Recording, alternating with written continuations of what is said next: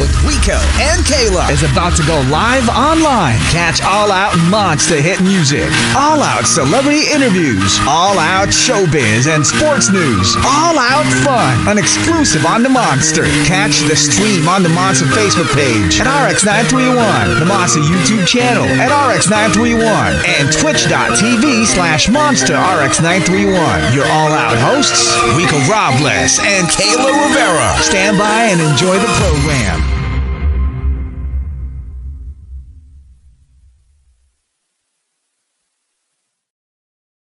And just to have a singer-songwriter who travels all over the world, got the biggest songs, and just doing big things. Ladies and gentlemen, she's here joining us live. Let's give it up for... Griff! How's it going? Hello, welcome to the Philippines. It's your first time here? It is. I got in last night. Oh my So I'm gosh. still like adjusting. Yeah, how has your time here been so far? It's been good. Look, we've been stuck in traffic for most of it. The traffic is crazy, but we've had some food. I had some, what is it? Is it manam? Am I saying Yeah, it? yeah. You got Filipino food. So I was like, I asked everyone last night on my Instagram what I need to eat, and everyone said that. So yeah. That's upscale Filipino food. Oh, is it? Yeah, Gosh. that's bougie. Is it bougie? Yeah. Okay. So how you been so Good to know. far? You know, what's been keeping you busy? I've been touring, which has been really, really fun. I mean, actually, I put out my first ever album a month ago, which is crazy. And then, started my world tour like last week in Australia. So, yeah, I'm so excited. Amazing. I mean, just touching on you putting out your first ever album, Mm. how does that feel? And I mean, how long were you working on it before putting it out in the world? Yeah. Yeah. Feels crazy because I've been doing music for a while, but I really got started in the pandemic. So it just meant that like my timeline was all upside down. And then the last 2 years I've been on like tours with a lot of big artists. So I was with like Coldplay for a while, and then I was with Ed Sheeran for a while and Dua Lipa. And so basically in between all of those tours, I would write songs. And then I've collected these songs over the last couple of years and produced the whole album by myself. So yeah, it feels good. When you go on tour with such big artists, I mean, that's like a massive thing. Do you ever get stage fright? Is every it something that you've imagined that you were gonna be doing? You definitely get stage fright. That feeling doesn't go away. It's the worst thing in the world. I just want to like hide away every night when I go on stage. But it's also really inspiring. It's like it's insane. Like the Coldplay show is insane. The Eras show tour is insane. So I feel very lucky to have been small. Because these are like massive arenas. Yeah, you know what I mean? ridiculous. To perform in It's front of crazy. a massive arena. I Yeah, mean, it's terrifying. when did you decide that this is something that you wanted to do? How old were you when you discovered like music is something that I wanted to do, and then to pursue it professionally? I think I probably like wrote my first song when I was like 10 or something. But my dad got my brother Logic, which is like what you make beats on. And I would just steal my brother's laptop and teach myself how to make beats after school. So that's kind of how I started writing songs. And then coming out of school, I was very lucky enough to just go straight into it and give it a shot. Yeah. And I mean, from the beginning, were your parents always super supportive, or were they kind of like, you should go into business or be a doctor? I mean, look, I'm half Chinese, half Jamaican. Their first career dream for me was definitely not a pop star. I'm sure if I was a doctor or a lawyer, it'd be much more appropriate for them. But they know I'm very like strong-headed, so I was always going to do this, I think. Yeah. And that's such a unique combination. It is. You know what I mean? I know they're opposite cultures. Yeah. They almost don't work, basically. So what are the things that you picked up on your dad's side and then on your mom's side? Oh, good question. I think like my dad's side, I feel like was really where like music was and creativity was a big thing. Like I think so much of Black music was how my dad kind of passed on like Jamaican heritage and culture to me. And then Chinese side, I feel like my mom, I don't know. I feel like my mom's just, there's a real strength about my mom. I mean, she's like the Chinese Vietnamese people that like after the war were refugees for a while, and then she came to London, and then so much about her life and her story is pretty amazing, and it's about survival and just like working super hard. So I feel like I've got a lot of strength and work ethic from her, I guess. Yeah. And if you're hearing the song in the background, I'm playing Vertigo at the moment. Oh yeah, amazing. Oh, thank you. Yeah, that's the title track of the album. I love that one. Yeah, I mean, when they say it's an album, it's a full body of work. Now for you, does that go that way, or is it more of like get the few singles and put it all in one work? No, it's like I started putting out this album knowing it was going to be an album, and I've done like small EPs before, but it feels like almost new stake in the ground putting out an album, and I'm really really proud of this. Like there isn't like an inch of music that I haven't produced or changed out the snares or like changed out the synths or recorded vocals over and over again. So it's been like a labor of love, you know? Yeah. Amazing. I mean, and also like in terms of making the album and including all of the tracks, how can you decide, okay, I'm going to have, is it like 16 tracks or how 14, many? yeah. 14. Yeah. How did you like narrow it down to those 14? I mean, it was hard because there was about 100 songs in my Dropbox folder at one point. Gosh. And I was like, how I need to start like whittling this down into an album. I will say a really memorable part of the process was sitting down with Chris Martin, and I at that point played him maybe 30 songs, and he was really, really helpful. He was like, you need to cut it down. He was like, you need to make it a 10-song album. So I kind of went against his word and made it 14. But, you know, he really helped give me some advice. Now, you know, with that volume of work, now when it comes to trimming it all down, I mean, what's the good part about it? And what's the challenging part about it? The challenging part is that the amount of songs you write versus the amount of songs that come out is like, it's crazy. Like there'll be so many songs sitting on my laptop that will never see the light of day, which is sad. But the fun part of it is that like it means that the songs that are out, I know that I love them and I've like worked on them again and again and again to perfect them. So I'm very certain that I love these songs, you know. So, I mean, like the songs that you did narrow it down to, were they chosen because they're the ones that you love, or do you have a whole team that helps you, you know, decide and narrow it down? There is a team, but I think you just, as a creative, you end up just doing what you kind of feel is right, I guess. Yeah. Because there will always be so many opinions about what you should do and what it should sound like. And I think at the end of the day, I decided what I like based off like, okay, I've heard this song 100 times, and am I sick of it yet? No. And does it still move me? Yes. And do I still love it? Yes. So that's the reason why. So that's what matters, right? What sticks. Yeah. And, you know, with your creativeness, what inspires you?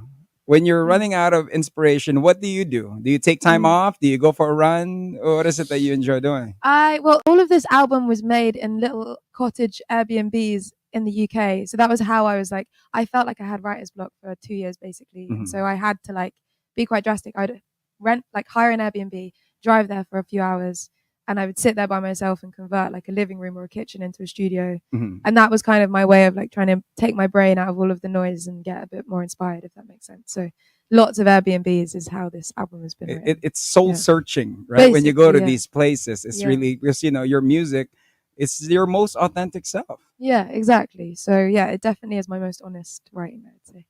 Yeah. Amazing. Okay, so I guess, you know, for other artists that are currently listening, if you have writer's block, book yourself an Airbnb. Go away. Go away somewhere. If not, then just I don't know, just try and find a way to quiet out the noise. I think is the best thing. Yeah. You know, for those that are tuning in, we have Griff. She is joining us. She's on tour. She's here in the Philippines. She's live in studio with us. Now, you've been in Manila. You've gone through the traffic. If you were to write a song about our traffic, or what song would inspire you now at this moment that you were stuck in it? Yeah, I mean, how does that like it's the Raining in Manila song go again? There's that big song. I feel like you just replaced the lyrics with "There's traffic in Manila." Like that's how it feels basically. Yeah. Exactly. True. But I mean, okay, you know, you're speaking of Raining in Manila and these bands. Who isn't a big influence of yours ever since you were a young girl, maybe until now? Artists that influenced your music? I mean, I grew up on a lot of like Whitney Houston, like Michael Jackson and Stevie Wonder. So like those kind of like R&B, more soul artists definitely influenced me. And then I kind of went left and discovered Taylor Swift when I was about 8 years old, and she really, really influenced my writing for a long time. So yeah, I'd say there's a good spectrum of artists. Have you ever done like covers of Whitney for the family? Do you know what? I wouldn't say for the family, but on these support tours, because obviously you're going out in front of like 100,000 people that don't know who you are, I would always throw in a Whitney Houston cover. And so if any point I felt like the audience didn't care, I'd just start singing Whitney Houston. Can you give us like a chorus? Oh, put me on the spot. With me. Oh, I don't sing. So you know? Yeah, well, I've got a song called One Night, so I'd come out of it, I'd be like, can I have one night where it's just me alone? Oh, I wanna dance with somebody. And so when I felt like I was losing people would like coming be back. Yeah, exactly. Yeah. Awesome. Oh That's my cool. gosh. Yeah, cool. that's amazing. And you know, us talking about other artists, and I mean you putting out your recent album, is there any collaborations that you're looking forward to or you want to manifest? Ooh, What is coming up? I'm trying to remember. Actually, I think this week I've got a song coming with a really amazing artist called Christopher.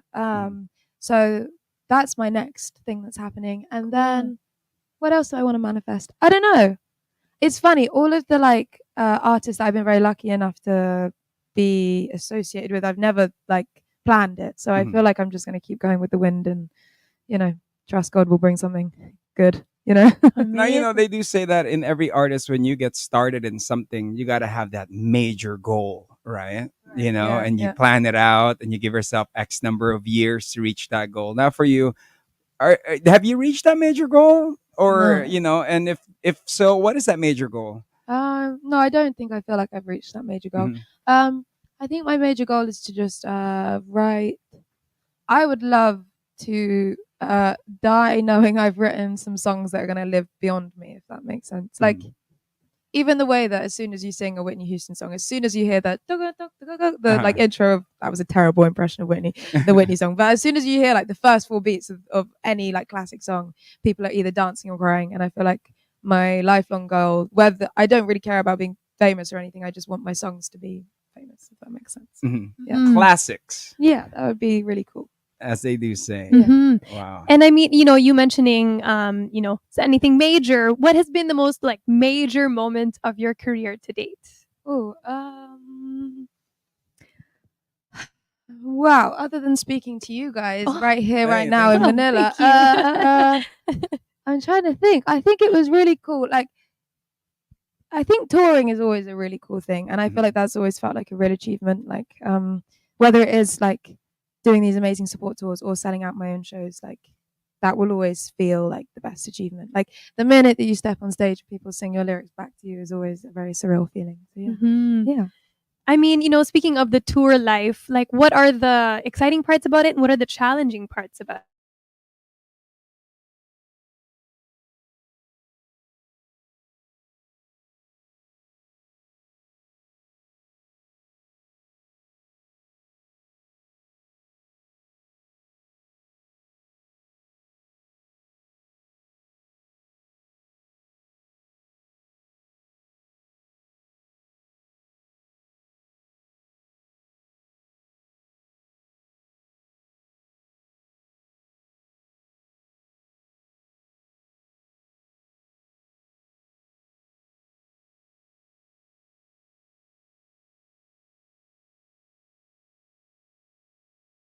So that always is very grounding.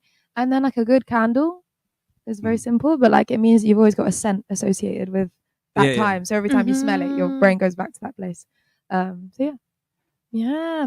That's a good one. Yeah, I love that. So if y'all gonna gift her, give her some candles. I'll take a candle. I'll take anything. You would go home from the Philippines with a box full of candles. Oh, whole bag of candles. Amazing. Griff joins us. There she's live with us, just having a conversation here on the show. We do have some all-out questions, just some random fun questions to get to know you more. Cool. Can you remember what was the first gig you had and how much you've made and what you do with the money? How much I made for my first gig? Yeah. Well, guys, you make a huge loss when you tour early on. So I don't even know if I've ever made money yet from a gig. Yeah, I make no money from live at this point. So I would say the first money I made was my record deal, and I went to go get myself. I couldn't bring myself to getting like actual designer loafers, but I love Gucci loafers, but I've never bought them like new, so I got them secondhand for like a couple £100. So yeah, that was what I bought. Awesome. Yeah. And also, just another random question: what's something about you that your fans don't know? Maybe like a hidden talent, a hidden hobby. I feel like everyone knows everything. A hidden talent of mine. I'm trying to think. I once was able to fit a whole apple in my mouth. That's what comes to mind. Everything else. Okay. In comes the apple, please. I locked my jaw. Once upon a time, I was able to do that. That's my only party trick. Other than that, I'm pretty boring. All of my talents are on display, pretty much. Yeah. Who's the most interesting and most famous person you've ever met? The most famous person I've ever met is Taylor Swift. The most interesting is I would say Chris Martin is really interesting from Coldplay. Yeah. And what was your conversation like? Can you remember? We've had many conversations, but I don't know. He's definitely one of a kind human that just sees the world in different. It feels like he sees the world in a different color palette to everyone else, and it's like beautiful, and you just want to get inside his head. And creativity and music is such a like playground in his head. So that's why I'd say he's really interesting. Yeah. Cool. And I mean, speaking with other artists or, just anyone in the industry or even your family, what's the best piece of advice that you've been given and you would want to share with everyone that's listening as well? The best piece of advice I've been given is, I don't know, just like be nice and like love people and care for people, and the rest of everything else doesn't matter so much. And trust God with everything, and you'll be fine. Yeah. Exactly. It's amazing. Mm-hmm. I'm saying amazing too. I'm like, Kayla, amazing. Amazing. I mean, true. For you, every goal of an artist is to also win a Grammy. Yeah. If you were to get your very first Grammy, what would be your speech? Oh, I don't know. I would. Okay, who's got my Grammy? Everyone's applauding. I'm like, thank you. I don't know. I would just be like.